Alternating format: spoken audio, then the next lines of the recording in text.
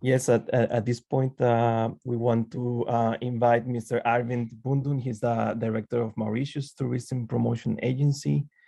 He's going to talk about today the sustainable tourism and post-COVID-19 restart, communicating progress. If you want, you can share the slides, Belinda.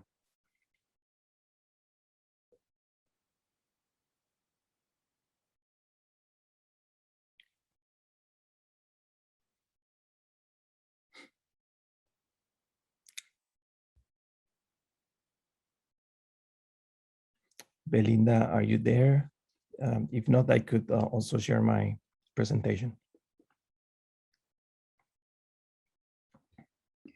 Maybe while waiting for MTPA, Lindsay, if you want to say some words to welcome our participants today.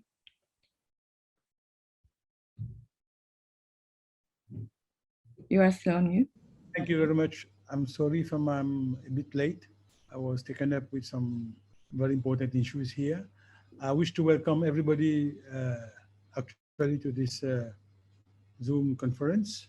We hope, I hope that everybody can take good opportunity from all the sharing that we shall have during this session, and particularly in this particular time for Mauritius, where we are engaging in the new normal, engaging in the opening of our borders as from 15th July. So I wish you all a very nice and productive session. Thank you very much. Thank you, Lindsay. Over to you, Louis and Mr. Bunhun. Over to Belinda and Arvind.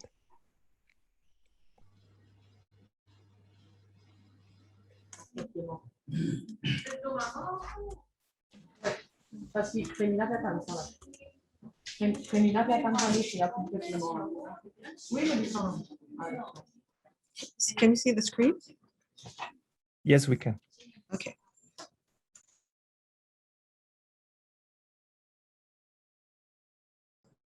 Should I start? Yes, please. Yes, you can. Yeah. Yes, Marvin, please. You're on mute, Mr. Arvind.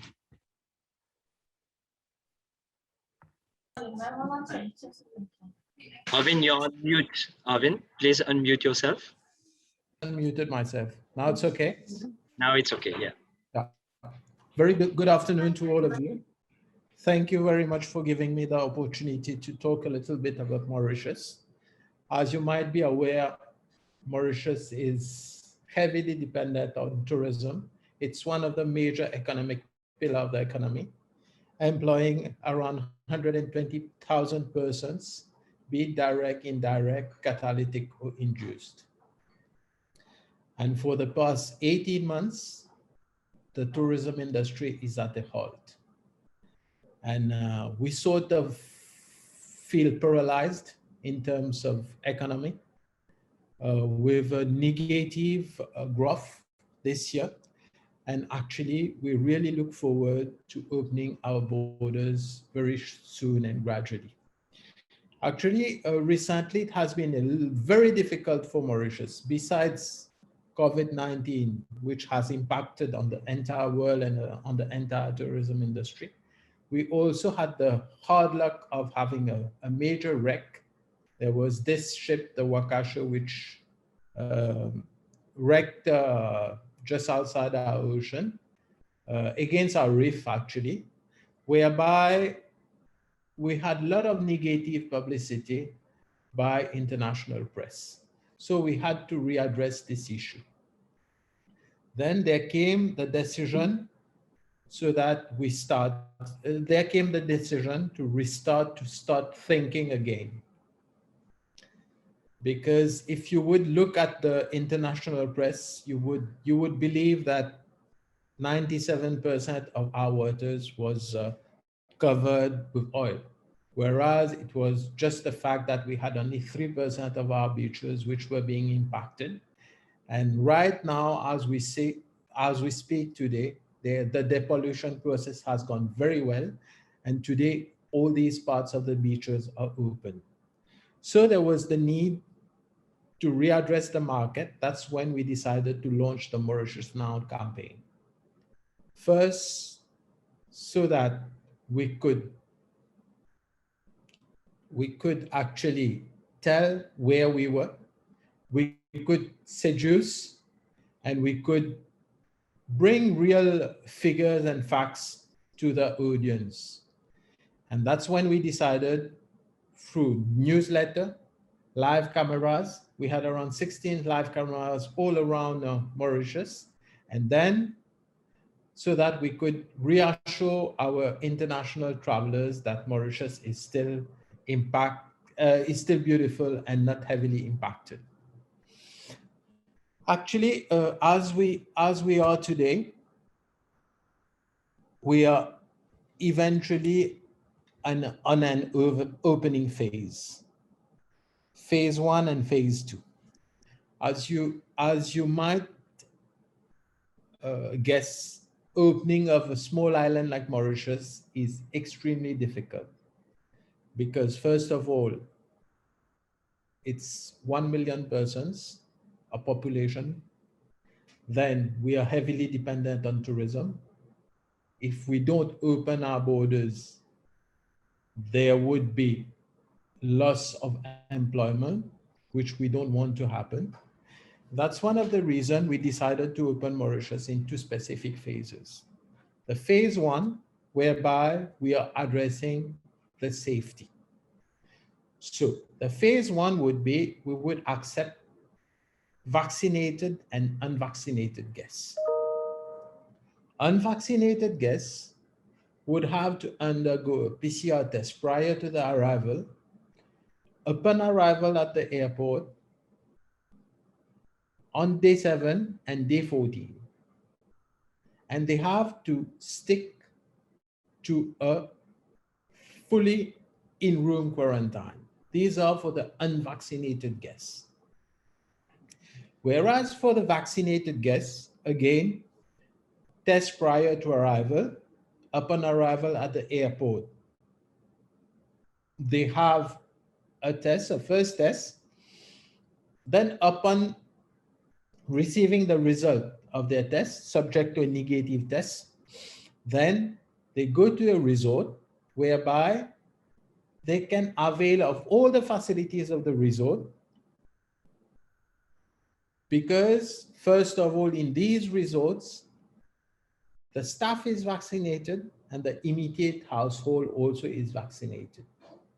So the risk of contamination is minimized. And then after 14 days, should they wish to discover the island or to mix with the population, then they could do that after 14 days, subject to a negative test. But what is interesting in this second phase, in this first phase, is that the resort holiday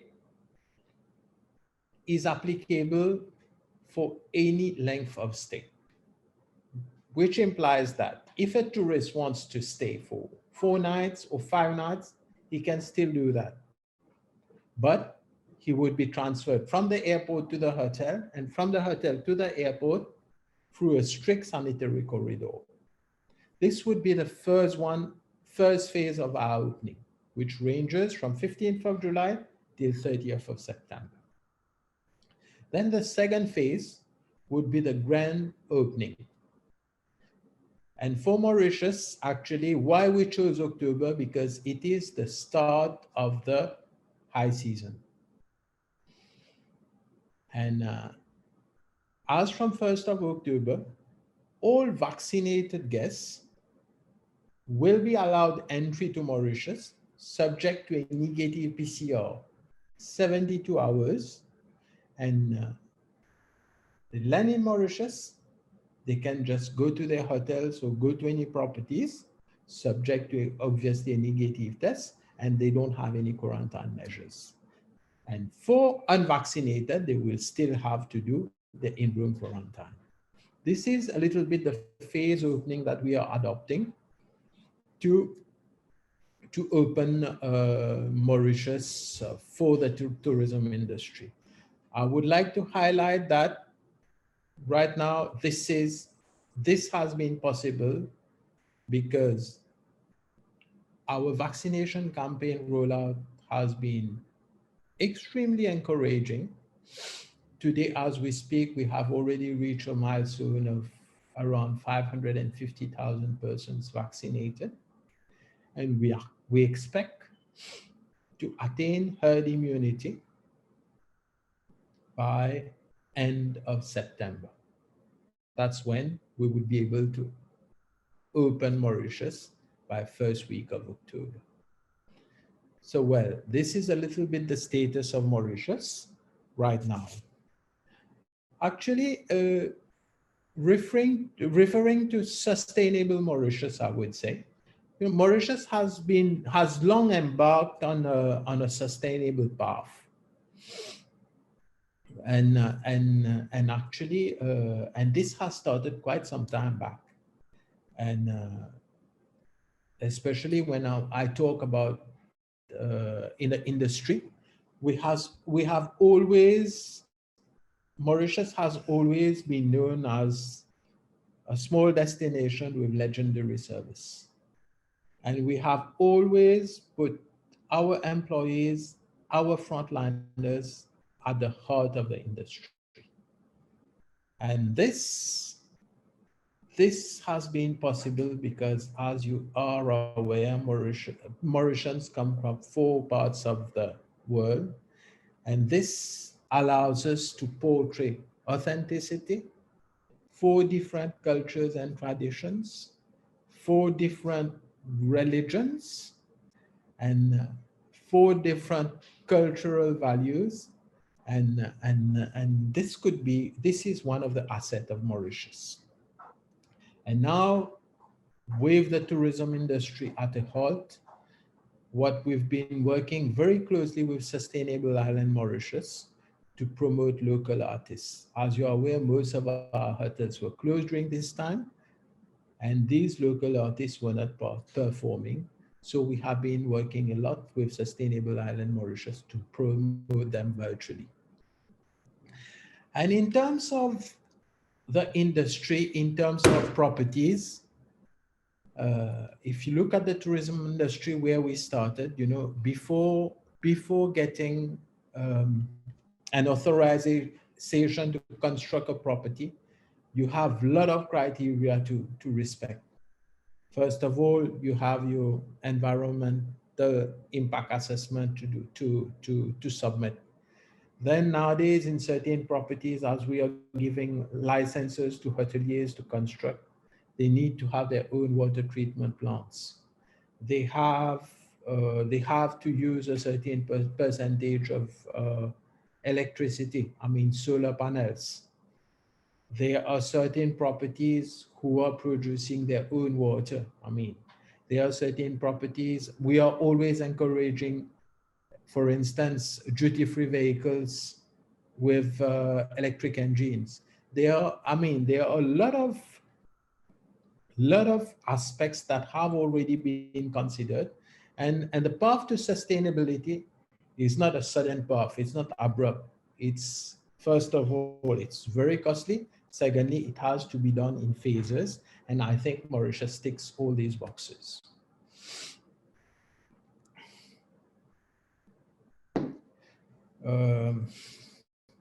What else? As far as marketing is concerned, we have actually been very proactive. And if you would go on there's a new website which has been launched. It's called the MauritiusNow.com platform, whereby the travelers can see. It's an interactive website whereby the travelers can see all the latest information about Mauritius. There is the permanent presence of the destination on the digital platforms of the destination. And we have been engaging with the trade virtually during this past 1 year to sustain visibility of Mauritius and obviously rehabilitate the image of Mauritius after Wakashu. So since the beginning of Sustainable Island Mauritius project piloted by the Tourism Authority. The Mauritius Tourism Promotion Authority has been and is a privileged partner and has been contributing a lot towards the implementation. We appreciate that the efforts are in line with the communication strategy of the destination and also of our parent ministry, which is the Mauritian Ministry of Tourism. We can say today that all our marketing strategies are focusing on a zero carbon basis. We have been very active on the digitalization side. And in the present context, that's what we are doing with our partners. As I speak today, there has been a lot of efforts that have been put, and very soon, in the days to come, we are engaging on a national cleanup campaign so that we clean Mauritius, we get Mauritius ready to welcome tourists back. So as I speak today, we have been through very rough times. The industry has been through very rough times. And I have a special mention to all of the travel trade, all tour operators, travel trade who has supported the destination, who has been instrumental in the development of the tourism industry in Mauritius. I would like to thank them, and I wish to tell them that Mauritius is opening up, and I sincerely count on their support. I thank you very much.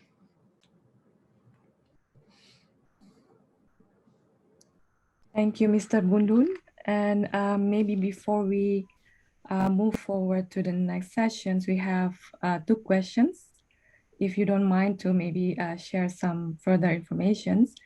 Somehow the 2 questions are connected. So for both reopening phases, will MTPA be responsible for organizing the PCR tests upon arrival on 7th and 14th day? And what will be the cost to be paid by the tourists? And in case there is any positive case at arrival or after, what are the procedures? Okay, I'll tell you the protocol. When a guest arrives at the airport, there's a lab at the airport whereby the tourist does his test there. Then he goes to his hotel, he isolates in a room. Upon result of the test, then he can go out and use all the facilities of the hotel. The free test today, day 0 day 1 at the airport, day 7, day 14, are packaged at 13,500, and these will be borne by the guests. But actually, we are working with the Ministry of Health so that we try to lower down these PCR test rates. And we hope by Friday, we would be able to announce something very positive. Secondly, if a guest is positive at a hotel, if he is asymptomatic and depends upon the state of his health, he is transferred to a hotel hospital. Okay? But if he is symptomatic and his state is not very conducive, and he is taken to a hospital. Okay, thank you so much for the answers and explanations, Mr. Bundun. I think so far we don't have any more questions. Well, we have from Roman. So okay. Maybe I can quickly read. How many tourists you expect if they have to stay till 30th of September in the hotel? And from October, also in Europe, not all the vaccine, not all have been vaccinated and they will not come. And the third questions, the image of Mauritius has a new bad image, which you already touched upon before, Mr. Bundun. because of the forcing to take vaccinations, which are unproven? I have got all these questions from my clients. And what is the sense and logic that a vaccinated client should do a PCR test? This is from Roman Duda from the Friendly Dodo, Yes. Eco-Friendly Dodo. Okay, there were a lot of questions in this question, which I'll try to summarize. I know. and answer. Okay, no, we said that we were planning to open Mauritius on a phased manner. Phase 1, July to September. One thing we should bear in mind that for small island destinations like Mauritius, we are tributary to air access. And for the time being, from July to September, obviously, there are not many seats available on airlines. So we don't expect such a big demand for these 3 months. But as from October, the way the vaccination campaign is ramping on our source markets, we expect to, from October till June, to have 50% of what we were planning to get before, we were getting before COVID. That's why we say from October to June, we are targeting 650,000 persons, which is 50% of tourists, what we used to have pre-COVID stages. We don't expect to have a large amount of tourists during the phase 1, because this is actually the opening phase. And secondly, the phase 1 is also, that's when we will troubleshoot and see where we are going wrong and where we could just amend. This is the state. I would beg to differ that the image of Mauritius has suffered a lot, because that's one of the reasons we implemented cameras all around the island, so that we could see, yes, there was a problem in terms of pollution, but I think the government has managed it very well. Today, as we speak, everything is fine. And the last part of the question, saying that if people are vaccinated, what's the point of doing PCR tests? No, as from October 1st, if you're fully vaccinated, you don't have any PCR test, you have just to present a negative PCR test upon embarkation at the airport, 72 hours prior, then you just enter Mauritius. There's no quarantine. Okay. So actually, thank you so much, Mr. Bundun. I think we can continue discussing more details later on, because we are going to have an open discussions. And maybe we can, if all the participants find it okay, we can continue to the next sessions. And we will collect the questions, and hopefully, Mr. Bundun, you can stay with us for a while. That would be really great. Thank you. So don't worry, we are going to touch upon this topic again later on. So Sure. I will give the floor back to Luis and Andreas. Thank you.